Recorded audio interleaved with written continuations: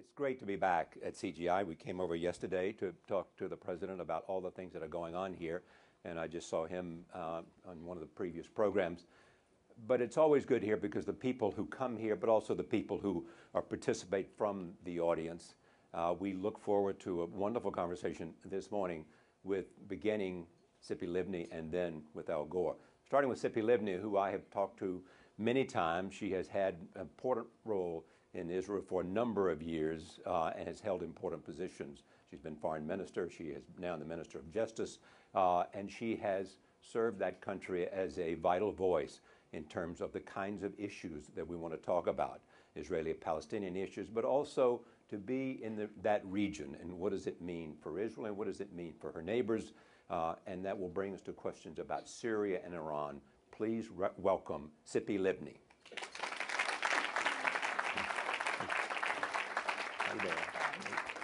Good to see you.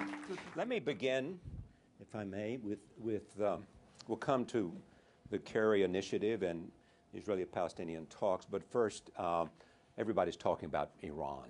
The president of Iran is coming here, will address the United Nations General Assembly. The president just finished his address and referenced that and what he might do, have Senator Kerry pursue the negotiations towards some kind of an agreement. What is the message of the Israeli government to America and to Iran about the possibilities of these negotiations that may happen, which have not happened yet? Excuse me for saying this at the beginning of this conversation, but as an Israeli, I need to be quite sensitive because every message coming from Israel, whether we send this message or not, is being exploited and abused in order to say that the United States is doing something not for the interest of the United States, but for the interest of Israel, and we don't want this to happen. But it is clear that what happens in Syria when a leader is killing his own people, children, with chemical weapons, this is something that the world cannot afford. It's not an Israeli problem. It's not even a regional problem.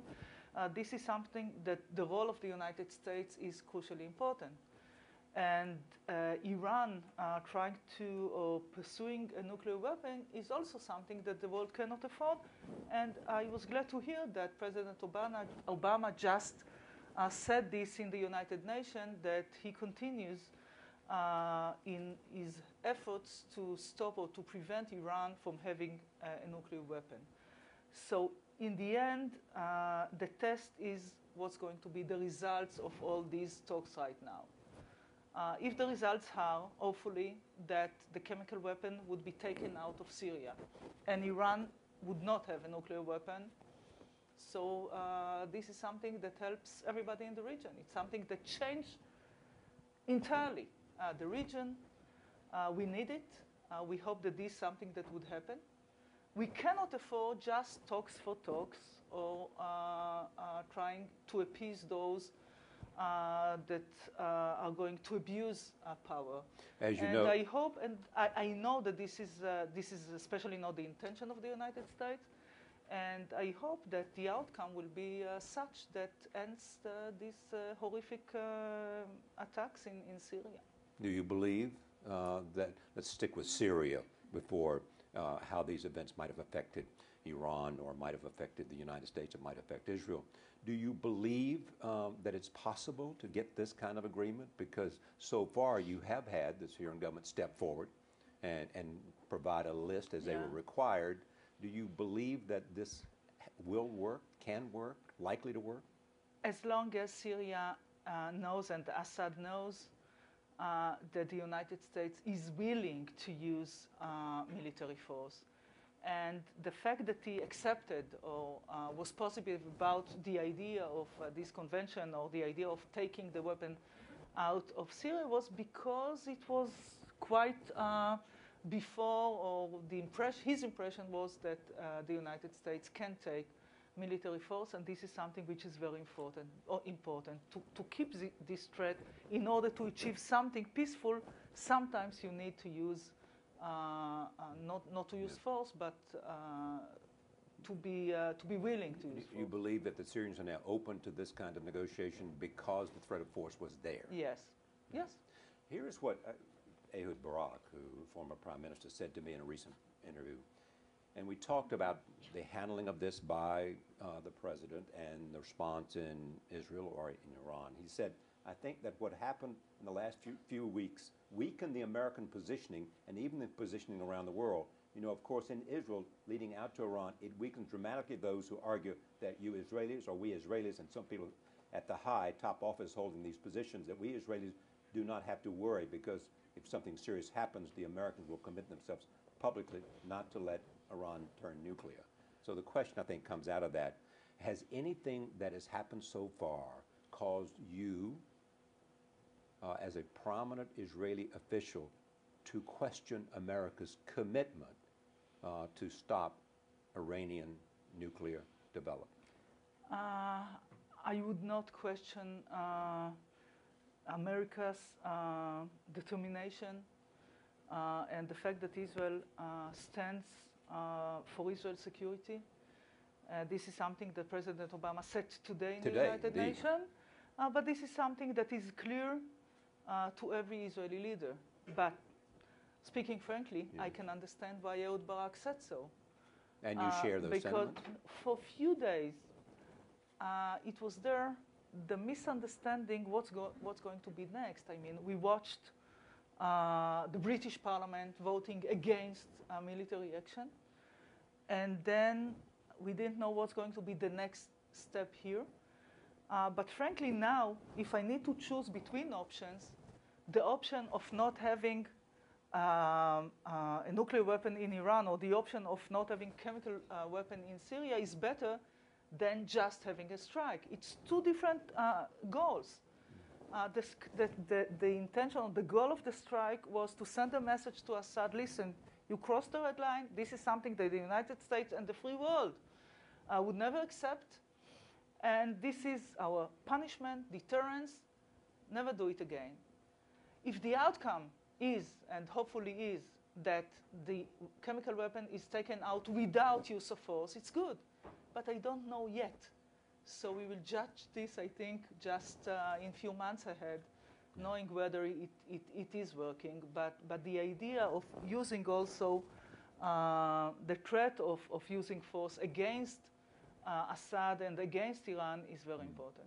Do you believe that the sanctions are hurting the Iranian government so much so that it has decided that it has to do something and that it is entering into these negotiations that might happen, these discussions that may lead to negotiations that may lead to an agreement?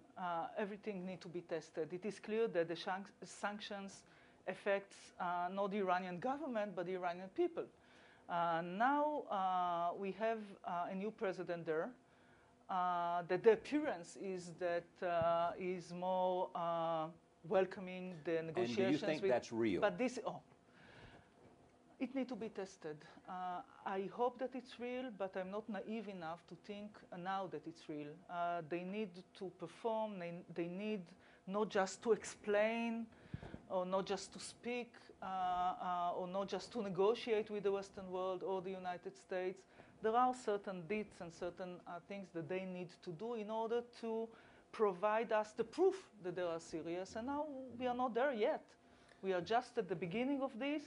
And as I said before, as long as they know that all the options are on the table, that the negotiations are not going to replace or are not going to be something that changes the determination of the United States from stopping them, from stopping Iran from having a nuclear weapon.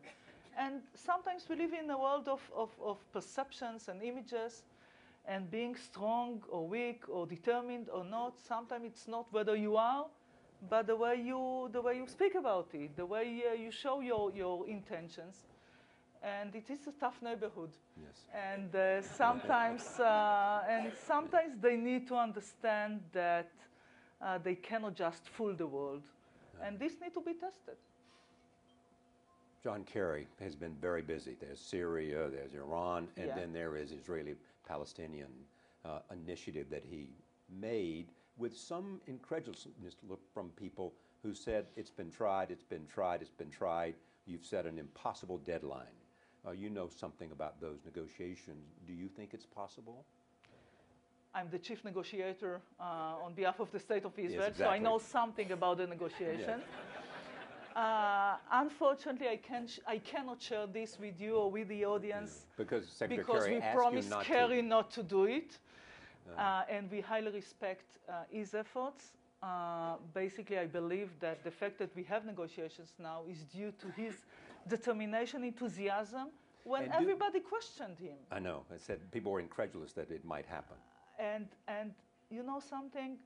I believe that we need to do it, not for the sake of the United States, not even for the sake of, not because Secretary Kerry asked us to do so, but because this is an Israeli interest, and I believe that this is also a Palestinian interest. So let's do it. I mean, we cannot give up not only the idea of peace, but to translate it into a concrete agreement that ends the conflict once and for all.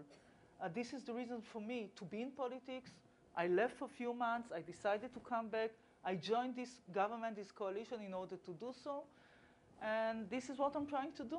And this is what I'll do in the next few months. I know you can't talk about it. However,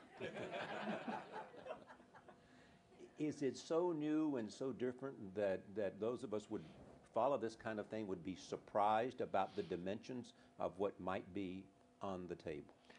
No, I mean we are not going to, as we say, to reinvent the wheel. Okay, or is we are not going? It's the same old conflict. It's the same old core issues that we need to deal with. We decided that all the core issues would be on the table, and we are not trying to avoid one or two of the core issues. But is it an effort to find one comprehensive agreement? Yeah. Rather than deal with it one by one, all the issues that divide, whether it's territory or borders or right of return or Jerusalem? We decided that we need to deal with the core issues in parallel because there are trade-offs within the issues and between the issues. And us and the Palestinians agreed that we need to reach a point in which we use these trade-offs. For example, just as an idea, I mean, the Palestinians needs and they want for them end of conflict, meaning also that they know what their borders are. Okay? So their interest is to negotiate borders, not the other issues. We should know what's going to happen on the other side of the border. Since we left Gaza Strip, we got there all in return. We need to know that this is the end of conflict, and the meaning also is that each state gives an answer to the national aspiration of different people, Israel to the Jewish people, and the Palestinian state for the Palestinians. So refugees, the answer for refugees is not within Israel. So all these different issues are on the table basically since Oslo agreement was signed. And we need to address everything. So, well, of course we have one meeting.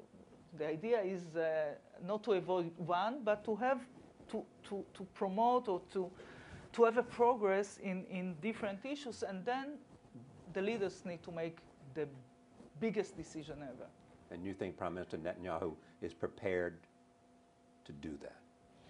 I entered the coalition after I had some discussions with him, and since then we have hours and hours of talks and discussions and meetings about what needs to be, how to negotiate, how to do it. And, you know, as Secretary Kerry was questioned, I was questioned when I entered this coalition. People told me, listen, you cannot trust him. I mean, you were in the opposition. You were the first one who criticized him for doing nothing.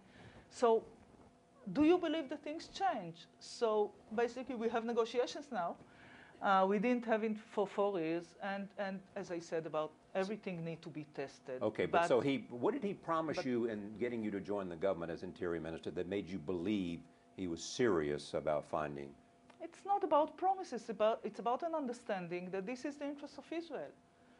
So it doesn't mean that every deal would be accepted.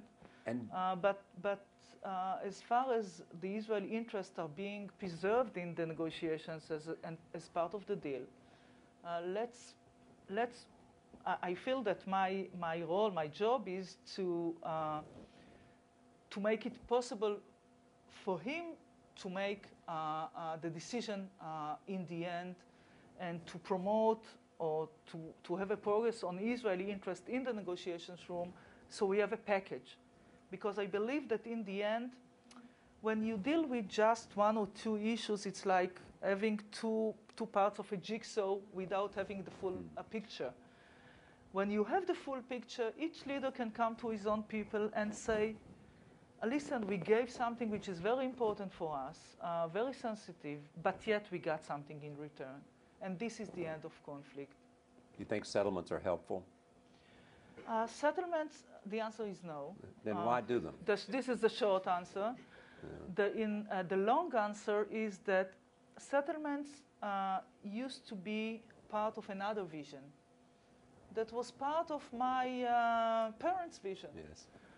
Greater Israel, one big Jewish democratic state between Jordan River, Mediterranean Sea.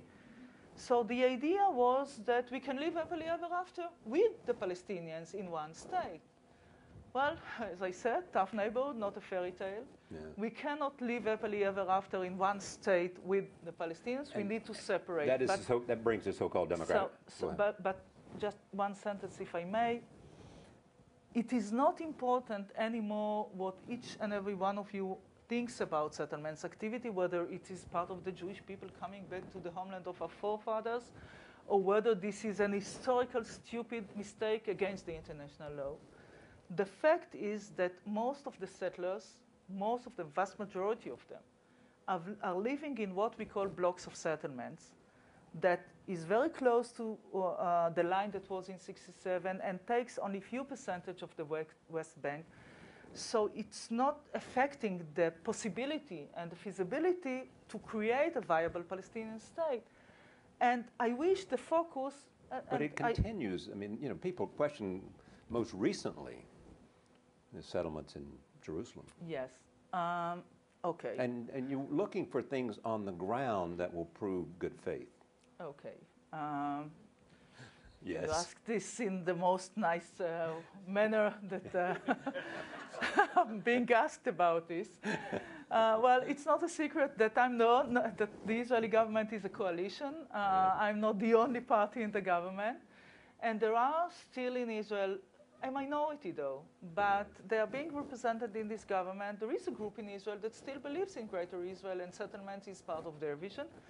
And they're all in the Likud party. And part of the Likud party and the others of another right-wing party. But before we decided to relaunch the negotiation, Netanyahu need to make a choice. What can build, as you said, what can build trust between us and the Palestinians? And his choice was quite a difficult one. The choice was not to free settlements, but the choice was to release terrorists that killed Israeli citizens before pre-Oslo agreement.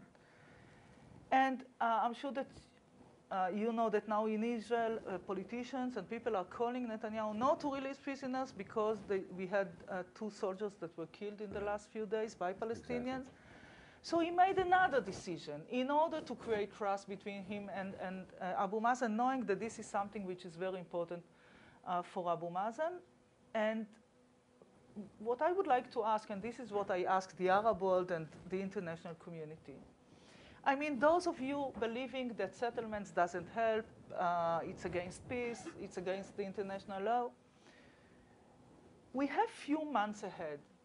If you focus on some settlements activities, we are going to miss the opportunity to focus on the real borders of Palestine, of the state of future state of Palestine, and the state of Israel. I don't want these background noises to enter the negotiation room. As this is something that I say to Israelis asking to stop negotiations because of terror attack, and the Palestinians saying to Abu Mazen, stop negotiating because of some settlements activity. It's not going to change the borders, what we are doing in the next few months. So let's focus on the negotiation itself, on the future borders, on Israel's security, on all this stuff which is on the table. And even if you are not, in love with settlement activities, this is not the major topic these days. How powerful is the demographic argument that Israel is finding itself increasingly in an untenable place in terms of a one-state solution, that it does not want to be that kind of state? The answer is that it is big, but I would like to change the world. Instead of speaking about demography, I'm speaking about values. Right. I mean, the values of the State of Israel. The idea of the State of Israel is to be a Jewish democratic state. And the only way to keep these two values together is by having a Jewish majority. This is just part of the idea of being homeland of Jewish people, but it's necessary. So there is two choices. One is to have one state, but to give equal rights to all the citizens, including the Palestinians. And this affects and threatens the possibility of Israel to be a Jewish state, because it can turn into an Arab state because of the demographic numbers. So the other option, this is my choice and the choice of vast majority of Israelis, is to adopt the idea of two states for two peoples. The meaning is that we are going to have a Jewish democratic state on part of the historic land of Israel, and hopefully a state which is living in peace and security is one of the major topics in these negotiations in the future. This is an unfair question to ask with so little time left, but what's interesting is the evolution you have gone through from the aforementioned parents that you had and how they felt about the land that they lived in. Your own service to your country, your own service in Mossad, the political parties you've been a part of, the leaders that you have met. What has been the strategic or the most interesting evolution that you have had to, the realities that you've had to come to put you where you are now? You know, I have it's a simple answer. I didn't change my ideology. What I believe is, firstly, that I serve my country in a different manner that my times in the Mossad or in the Israeli army, right. But this is what I'm doing. I believe that what I'm doing is part of Zionism. I believe that this is the only way to keep the values of the State of Israel as a Jewish democratic state. This is also serves Israel's security. So it's not like I'm waking in the morning thinking about the Palestinians. But clearly about experience Israel. teaches people and gives them new ideas and also... Sorry? Clearly experience teaches and how you changes your world outlook or your nationalistic outlook. No, my parents, I feel my feelings toward the land of Israel are the same as my parents felt. But has it changed in terms of how you determine the national security and the national interest of Israel? Yes, because I think that we need to be balanced. And on one hand, we have the rights on the entire land. I have the same feelings toward the land of Israel, but yet the idea of values, of democratic values that I believe are part of the Jewish values. I mean, equality is not something that we owe to democracy. I believe that this is part of our Jewish values. So basically, this is the way I translate in a different manner the values that my parents, these were the values that I got at home. But the simplest answer maybe is that while making decision, I'm also thinking about my parents, but firstly, I think about my children. And this is what we need to do. Thank you. Thank Tzipi you. Livni, Minister of Justice, the State of Israel. Thank you. Thank you. Good.